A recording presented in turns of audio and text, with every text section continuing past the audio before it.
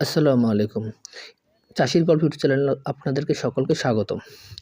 আগের দিন আপনারা দেখেছেন জমিতে গোবর সার দিয়েছিলাম এবং তারপর আমরা মূলত সুন্দর করে জমিতে বেড টেনেছি।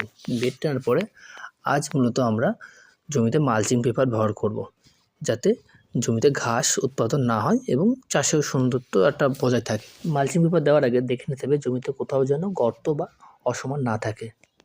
যদি অসমান থাকে তাহলে আমি যেভাবে হাত দিয়ে নেড়ে সমান করে দিচ্ছি ঠিক সেভাবে সমান করে দিতে হবে। তাহলে মালচিং পেপার ভালোভাবে পাতা যাবে কিছু, যাতে মালচিং হাওয়াটা বেরিয়ে না যায়। মূলত এইটাই পরীক্ষা করছিলাম। করার পর আমাদের মূলত এখানে যে উচ্ছের চারা জার্মিনেশন হয়ে গেছে, এটা মূলত এখন আমরা জমিতে পুঁতে দেব। তারপরে আমরা এখানে জমিতে সব কিছু পাতা হয়ে গেছে উচ্ছের চারা দেওয়ার পর। পরের দিন আমি সকালবেলা গেছিলাম জমি দেখতে, যে জমিতে পাতার পরে কোথাও মালচিং উড়ে গেছে কিনা বা মূলত ঠিকঠাক আছে কিনা।